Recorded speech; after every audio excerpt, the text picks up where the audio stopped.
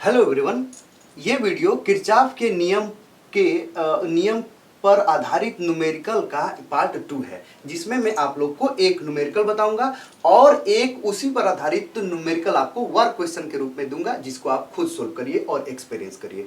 और मन करे तो उसका जो आंसर है आप कमेंट में लिखिए और आप हमको ये भी बताइए कि कैसा लगा, समझ में आया कि नहीं, कोई कन्फ्यूजन तो नहीं है। कन्फ्यूजन भी हमको जरूर बताइए यदि हो तो। ठीक है, तो चलिए पहले न्यूमेरिकल को हम लोग सोल्व करते हैं।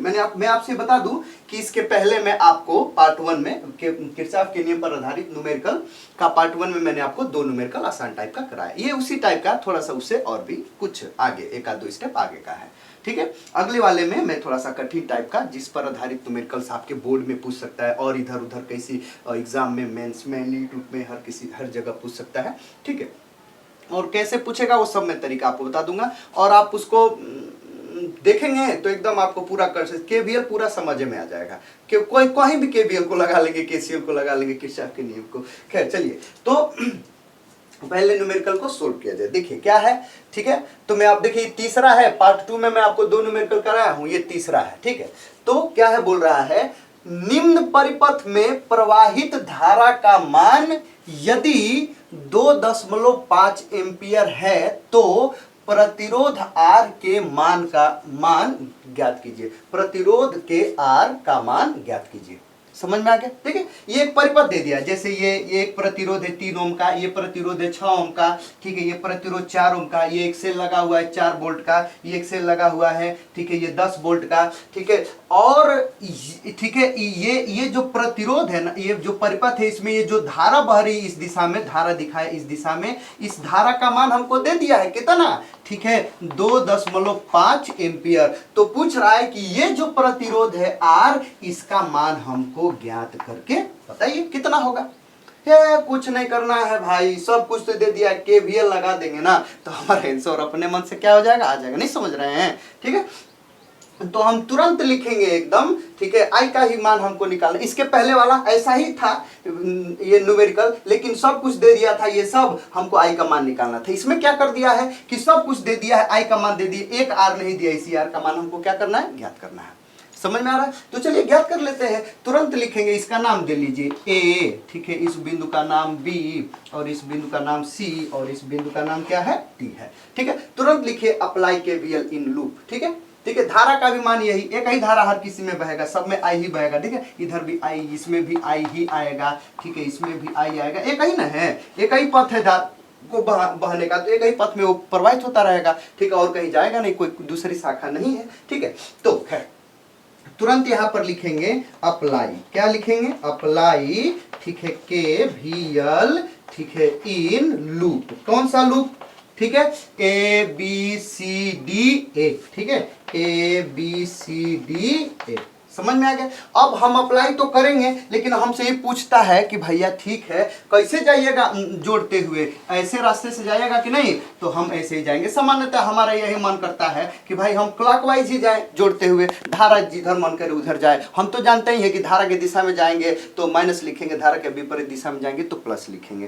कब, जब एक पक्ष में 0 और एक पक्ष में सभी को, हम लोग वोल्टेज को जोड़ेंगे तब। लेकिन एक पक्ष में यदि क्या नाम है उसका, ये सेलों का केवल विद्युत वाहक बल जोड़ेंगे, दूसरा प्रतिरोध के बीच विभवांतर जोड़ेंगे, तब उल्टा हो जाएगा। ठीक है, तब क्या हो जाएगा, ऐसे जोड़ेंगे तो दूसरे पक्ष में, ठीक है, प्रतिरोध के विभवांतरों को जोड़ेंगे, तब धारा की दिशा में जाएगा तो प्लस लीजिएगा, विपरीत दिशा में जाइएगा तो माइनस ले लीजिएगा। ठीक है, सब वही बतिया है, आप कैलकुलेट करेंगे ना अपने आप समझ में आ जाएगा, वैसे आपको आ ही गया होगा। चलिए देखिए, तो यहां से मैं शुरू कर रहा हूं जोड़ना। ठीक है, इसके बीच का विभवांतर कितना है बताइए। ठीक है, इसके बीच ऐसे यहां से जोड़ते हुए जा रहे हैं। हाँ, एक तो मिल गया परिपथ, इसका प्रतिरोध 6 है और धारा क्या है, आई। चलिए आई ही मान लेते हैं पहले, आई का मान बाद में रखेंगे। ठीक ना, आई मान लेते हैं, आई का मान 2.5 बाद में रखेंगे, जो कि दिया है। ठीक है, तो इसमें आई ही है, तो इसके बीच का विभवांतर कितना हो जाएगा, 6i। ठीक ना, तो यहां पर हो जाएगा 6i, लेकिन माइनस की प्लस, देखिए हम भी इधर जा रहे हैं, धारा भी इधर है, तो क्या हो जाएगा, माइनस। ठीक है, माइनस हो गया, समझ में आ गया। ठीक है, अगला जोड़ते जोड़ते जोड़ते जाएंगे, ये 4 वोल्ट का है, प्लस से माइनस, अधिक से कम, तो -4 हो जाएगा, नहीं -4 हो जाएगा। ठीक है, जोड़ते जोड़ते जोड़ते इधर आए, ठीक है, ये R है और ये I है। ठीक है, देखिए धारा भी इधर और हम भी इधर जा रहे हैं, I इंटू R होगा यहाँ का, है ना, I इंटू कितना हो जाएगा R, तो धारा भी इधर हम भी उधर जा रहे हैं, तो क्या हो जाएगा, माइनस में हो जाएगा। ठीक है, इधर इधर आते आते तो इसके बीच का हो जाएगा कितना, ये I इंटू 4 हो जाएगा, मतलब कि 4I हो जाएगा, है ना, समझ में आ गया। तो देखिए लेकिन माइनस की प्लस, तो धारा भी इधर हम भी उधर है, तो ये भी माइनस हो जाएगा। जोड़ते जोड़ते यहाँ पर आ जाएंगे, ये 10 वोल्ट का है, प्लस से माइनस से प्लस, कम से अधिक प्लस हो जाएगा, ये प्लस 10 हो जाएगा। यहाँ जोड़ते जोड़ते अब यहाँ पर जाएंगे, ठीक है, धारा भी इधर हम भी इधर, तो यहाँ पर 3I हो जाएगा, नहीं यहाँ पर 3I, लेकिन माइनस ना होगा, माइनस आज जोड़ करके यहाँ पर पहुंच गए, कंप्लीट हो गया, बराबर उधर कितना 0 हो गया। ठीक है, अगर यही ये होता कि हम ये 10 को और ये 4 को, ठीक है, एक जगह लिखते, ठीक है, और ये जो I वाले पद हैं जो प्रतिरोध वाले, उनको दूसरे पक्ष में लिखते, तब पर क्या होता, धारा की दिशा में जाते तो प्लस लिखते, प्लस IR, विपरीत दिशा में जाते तो माइनस IR, मतलब I ऐसे लिखते। नहीं समझ में आ रहा है, ठीक है, ऐसे, ठीक है, लेकिन यही हमको समझ में आता है, और आप जैसे मन करे वैसे कर लीजिए, कोई दिक्कत नहीं है। ठीक है, अब देखिए, तो अब इसी को सॉल्व कर लेना है। देखिए -6I माइनस, ठीक है, ये IR को छोड़िए, ठीक है, ये 4I 3I, ठीक है, तो कितना हो जाएगा, माइनस में है, ये 4 3 7 7 6 13, तो -13I हो गया। ठीक है, और ये देखिए -I इंटू R हो गया, समझ में आ गया।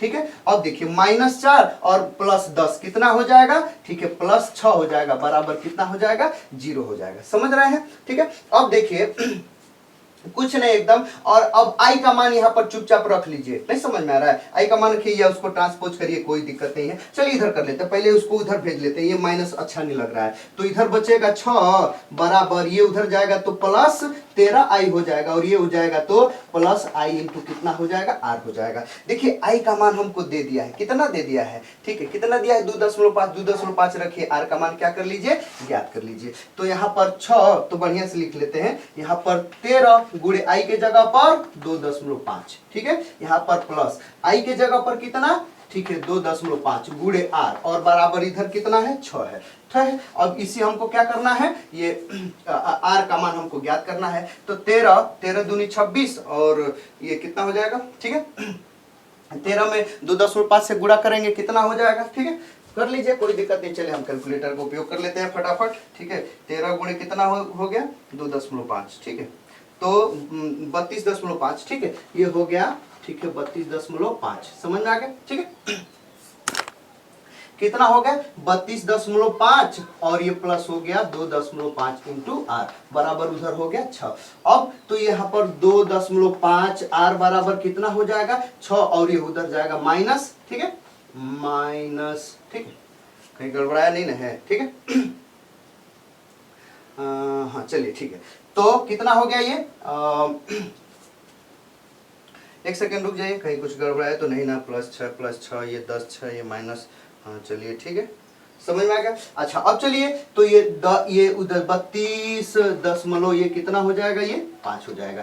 ठीक है, तो 6 में से 32.5, और ये R का मान क्या कर लिए, ज्ञात कर लीजिए। तो कितना आ जाएगा, थोड़ा सा यहाँ पर लिख दे रहा हूँ, तो R बराबर कितना हो जाएगा, 32 में से, मतलब कि 32 में से मतलब 6 में से -32, तो डायरेक्ट मैं लिख दे रहा हूँ, 6 माइनस 32.5, और भागे कितना हो गया, ये 2.5, जो आएगा वही कितना होगा, R का मान। ठीक है, लेकिन वो माइनस में। ठीक है, तो R बराबर कितना हो जाएगा, ठीक है, खुद कैलकुलेट क्या कर लीजिए। चलिए कैलकुलेट कर देते हैं हम, एक सेकेंड, कितना है ये, 6 माइनस 32.5, ठीक है, भागे 2.5, ठीक है, तो 10.5 आ जाएगा। ठीक है, 10.6 आएगा। ठीक है, ओम, ठीक है, माइनस में। कोई दिक्कत परेशानी नहीं, समझ रहे हैं, जानते हैं क्या है, गड़बड़ा क्या गया है, यहाँ पर माइनस क्यों आ रहा है, ठीक है, क्योंकि जो धारा है ना इधर आएगी। ठीक है, धारा की दिशा इधर होनी चाहिए, समझ रहे हैं, धारा की दिशा इधर होना, ये मैं गलत ले लिया हूँ, वैसे ये क्वेश्चन हमको इधर धारा का मान लेना चाहिए। ठीक है, और कोई दिक्कत नहीं है, लेकिन ऐसा परेशान मत होइए, ये -10.6 में ही आपका क्या होगा, R का मान होगा। कुछ नहीं, आप समझ गए होंगे, अरे बस इसमें KVL लगाइए, I का मान दे दिया, तो इसी R का मान निकालना है, आप क्या कर लेंगे, निकाल लेंगे, कोई दिक्कत नहीं है। ठीक है, अब देखिए, इसी पर आधारित एक आपको मैं न्यूमेरिकल क्या कर रहा हूं बता दिया, ठीक है, एक बता दिया और इसी पर आधारित एक मैं आपको न्यूमेरिकल दे रहा हूं, ठीक है। घर पर थोड़ा सोल्व करिएगा। क्या है देखिए, एक आपको परिपथ दे दिया है, ठीक है।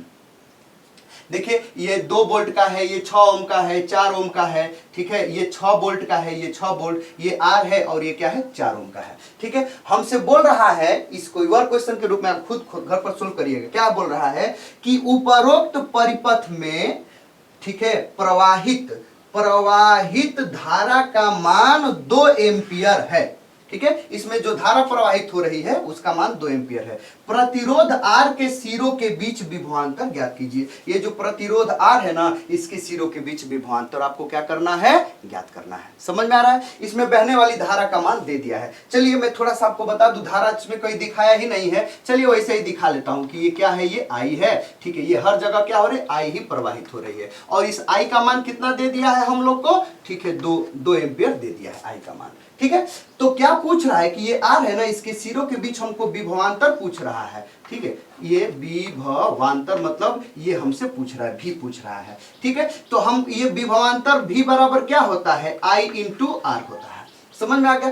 तो ये बताइए कि इसके बीच का हमको विभवांतर, इस प्रतिरोध के बीच का विभवांतर हम तभी ज्ञात कर पाएंगे जब इसमें बहने वाली धारा आई हमको पता हो और इसका प्रतिरोध आर पता हो। आई इंटू आर कर देंगे, इसके बीच विभवांतर पता हो जाएगा। ये भाई आई का मान तो हमको दे दिया है कितना, 2। आर का मान बस हमको पता हो जाए, इस आर का मान पता हो जाए तो यहीं पर रख करके गुणा कर देंगे तो इसके बीच का विभवांतर हमको क्या हो जाएगा, मिल जाएगा। नहीं समझ रहे हैं तो कुछ नहीं, एकदम इसी के जैसा है। इसमें केवीएल लगाइए, आई का मान रखिए तो आर का मान क्या हो जाएगा, मिल जाएगा। समझ में रहे। और जो भी आर का मान आएगा ना उसको चिन्ह सहित यहाँ पर क्या कर लीजिएगा, रख लीजिएगा। जानते हैं यदि ये धारा उल्टा हो जाएगी ना तो आर का मान माइनस आ जाएगा, जैसे इसमें आया है, ठीक है। अगर मैं धारा का मान इधर से इधर लिया होता ना तो प्लस में आता, तो उससे कंफ्यूज आइए नहीं। ये सब आई पर डिपेंड कर रहा है, आई पर ये डिपेंड करता है इसका चिन्ह, ठीक है, और कोई दिक्कत नहीं है, ठीक है। तो आर का जो भी मान है ना यहाँ पर रख लीजिए, तो आई का मान तो दिया, ये गुणा कर दीजिए, इसके बीच का विभवांतर क्या हो जाएगा आपको पता हो जाएगा। समझ में आ गया। तो इसको घर पर करिए और बताइए कि कैसा लगा, आंसर आया कि नहीं, कमेंट में लिखिए, ठीक है। आंसर फिर भी कोई कंफ्यूजन है तो आप अपना कंफ्यूजन हमें जरूर बताइए। तो इस वीडियो में फिलहाल इतना ही। पार्ट 2 में, अगले वाले में हम लोग पार्ट 3 देखेंगे और उसमें मैं आपको एक न्यूमेरिकल सोल्व कराऊंगा, अच्छा सा, जैसा बोर्ड में पूछता है या हर जगह पूछता है, ठीक है। और उस पर आधारित में और उसी को किस और उसी न्यूमेरिकल को कितने प्रकार से पूछ सकता है, एक ही को कितने प्रकार से कैसे कैसे पूछ सकते हैं वो भी बताऊंगा। और उस पर आधारित में आपको 2 वर्क क्वेश्चन दूंगा, उसका घर पर जरूर सोल्व करिएगा। तो इस वीडियो फिलहाल इतना, मिलते हैं अगले वीडियो साथ, तब तक ले गुड बाय, थैंक यू।